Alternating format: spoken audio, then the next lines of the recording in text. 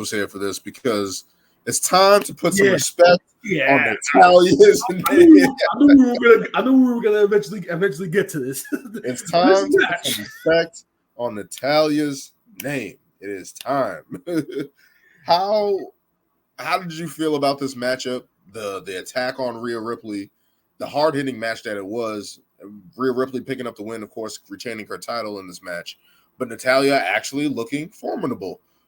What do you think about it? The physicality of this match is what was needed in this fucking feud from day one. The first match of this feud was what we just saw on Raw, and they could somehow take the momentum from that moving forward. They would actually be interested in this feud.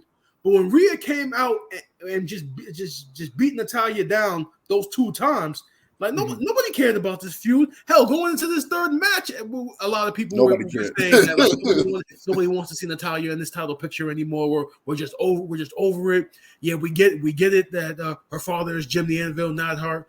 We get that apparently at a money in London she got some Guinness World Record plaques for having like most matches, longest match, and all this stuff. Like we get Natalya's prestige and such, but she's getting dominated in this feud.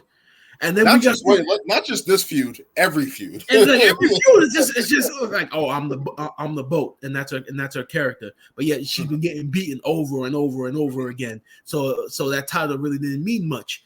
But then we get this match, and then we see that in ring wise, Natalya can bring it. The physicality of this match. You got Rhea with the bloody lip. You got Natalya with bruises on her body. You got Rhea with some more bruises on her back. I think they both went on Twitter to take post match photos of how physical it was. So if this was like your first time seeing Natalya in years, if you had seen her right then and then you would think, oh, Natalya is legit.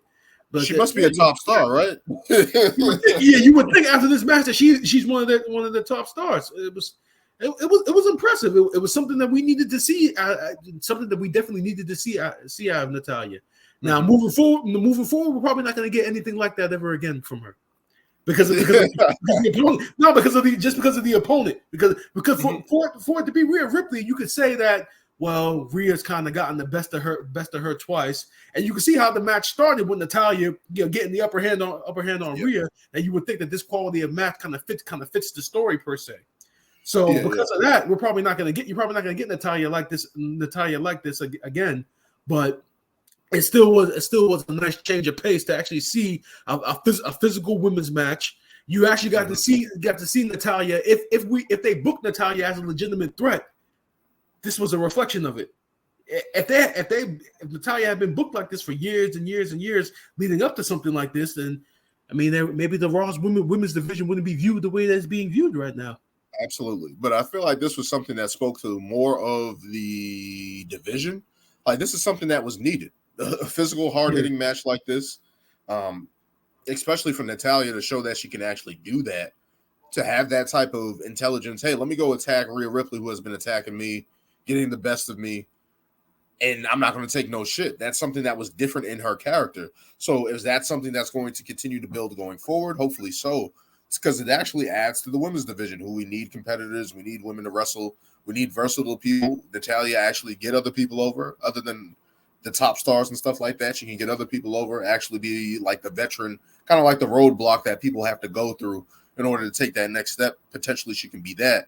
But this hard-hitting match, of course, just a hard-hitting match that we should have gotten. If this happened at Money in the Bank, imagine with that crowd, that reaction, getting that type of impactful match, that they would have respected that, especially in the UK and London and stuff like that. So definitely interesting to see that. I'm happy that Natalya finally got some just due, because it's like, of course, she was the of course, Lewis comes it back. Of course, you come back when we're almost done talking with the main event. Nah. Matter of fact, Lewis, go. You see the topic, go. You see the topic, go. This time. Okay. Mind you, I was talking to Dan about this before we started recording. I was like, because I kept hearing the report, like you guys sent the thing in the chat about people being impressed with the match, and I literally watched it right before we started. I was like, okay, Natty, showing us what you can actually do for once in like the past 5 years. and it's like Dan said, it's like, she comes, we know she knows what she's doing in the ring. She came from the hard dungeon. She has this background, family history. Wrestling is in her blood. With that being said, though, like Dan was saying, she came from that era where, divas were the divas, and, they just strutted, and then they had a 3-minute match, and that was it. And when pay-per-views and for the matches for the title, maybe 10, but we all know she can wrestle, and this was her showing out, and I was like, wow.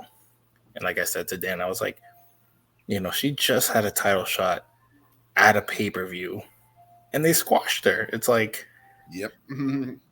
I don't see, from that point to this point, they had her do a little post interview where she's like, oh, I don't know who I am. And then, she comes out and she attacks Rhea. And mind you, this title shot again is like, why? There's no why. There's no why. And then, but hey, it showed competition. For a moment, you're like, oh shit, like she's taking it to her. She's kicking out. Mm-hmm. This is believable. This is actually an opponent, but it's like, where's the build-up? Like, show her actually winning a match. Show her actually be like, you know what? I'm going to take you out with the sharpshooter and this and that. And this is where Natalya should be shining. It's like, highlight your strengths, highlight your family, make us believe in you again, like this is what all these characters need to do, is make us believe, whether you're heel or babyface. It's like, make us believe you can actually win, even though we know you might not, but make us. No, but that's the thing me and Brian were talking about, because Brian was saying how if they would have started the feud this way, it would have made this third match even better. Exactly. It would have made you believe in Natalya. Like, okay, she might be close. She might be, like, give you some type of intrigue to the match and stuff like that. Like, people thought this was going to be a throwaway. And then you see Natalya running behind her and knock her down and attack her. It's like, oh, shit. Yeah.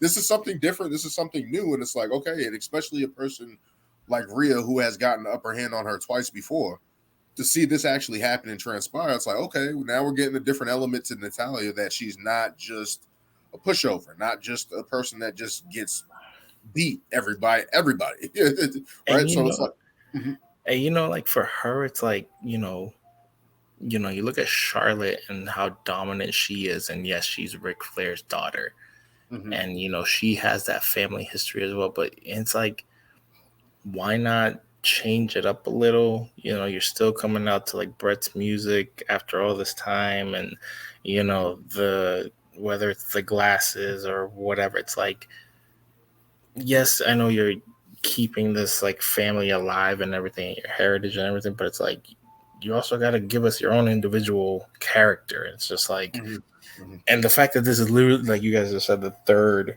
match that they have, and there's just been but she's just been given title shots. It's just like, why would we believe that she would be any type of competition? And now that she's actually had a good showing, you're like, okay, give us like a couple brawls, and then, hey, what the hell? Give us like a cage match or something. Like, make us actually be like, oh shit, like this could be something. Yeah, definitely. Because it's like, as I said, she's probably one of the more wasted people on the roster, especially with the dumbass gimmicks, the feuds. Yeah. Her always taking the L's, and I get it. She's not the most marketable person, but it's like, there's definitely somebody that could add value to the roster. And of course, they think she's a teacher, mentor, elder stateswoman of the division. But it's like, she can get in there and go. We've seen it, especially when we talked about the NXT match with her and Charlotte at NXT for their initial championship. So it's like, it's definitely there. You can definitely do something more worthwhile with her, and not just with Rhea Ripley. She can do this against anybody. Like, you can have her go in there and go against other wrestlers. Like, it doesn't have to just be, all right, you go up there, we're just putting you in there because you're a good hand and you lose. Give her some pizzazz, give her some type of angle, and she can make it happen. Like, that just showed that. Like, Rhea Ripley is probably the best women's wrestler on the planet. We thought that after WrestleMania, right? Like, like Charlotte has always been that standard bearer, but Rhea was able to stand toe to toe with her at WrestleMania, and it's like Natalya can hang with those women too. We've seen it in multiple matches, multiple times. So it's like just give her a chance. Yeah. I'm not saying she has to win the title, but if she's going to be on TV and be in these type of matches, at least make her look formidable. And this is where like the whole like kind of like size thing, like I'm not saying that Natalya is like some tiny little runt or whatever. She can hold her own. She's like built, and she's physical, she's strong. But this is what they gotta build up with these other women. Like, you gotta build this up with the Zelinas, with the Nikki Crosses, with these other people. Like, make us believe that this is legit competition. And then this is, I think, goes back to the conversation I had with like the whole like Daniel Bryan. Like, you literally have like like you were saying, Randy Orton 6'4", but you put him in a match with Daniel Bryan. You're like, Daniel Bryan could probably win this match, and it's like, but Daniel Bryan's like 5'6". 7, I don't know how tall he is, but he's not the biggest dude in the room. But because he's created this reputation of like grappler, bringing you down, agility, speed, all these other things, like you make him believe, and it's like that's what they got to do with these women. It's like you can't just keep, like I was saying with the tag teams, you can't just keep putting people together and be like, oh yeah, that's it. You can't just do that with the women's title and just be like, oh yeah, just give them a match, because that's what this felt again. Like, oh, Natalya's challenging for the title. Why? And we know what's gonna happen. So yeah, it's like this on Raw. This would have been the bathroom break. Like, oh, we know Rhea's gonna just pound her and destroy her, but then you see her attack her, and it's like, oh, like, okay. Is this gonna go? This is gonna go maybe 10-15 minutes. Like, wait a minute. I'm back. They're still going. Yeah, I know it's that too. Like when I saw it went to commercial, I'm like, "Time out, this is going to commercial." Oh shit! Which is sad to say, but it's like, yo, this is a match. Okay, it's going to and you wouldn't have thought that. You wouldn't have thought it. Yeah, they gotta reinforce like competition, and it's just like it shouldn't be that hard. Like. And especially at times when there's droughts on Raw and stuff like that, and there's storylines that are not getting over and stuff that we don't care about, and filler basically, it's like, yo, let somebody have a match and go. like that's their chance to get on TV. That's the chance to make a name for themselves. It's like, let these women go. And it's not just Natalya. It's not just Rhea Ripley. Like, you got to get these other women over as well. Like, so it's like, give us the Piper Niven, give us the Shotzi, give us the Nikki Cross. Where is Piper Niven? At this point, I'm thinking she's hurt or something, because it's just like, I think I saw she was hurt. I think I checked it. Yeah. Either hurt, visa issues, whatever it is. You're like, yo, come back, yo. We need you.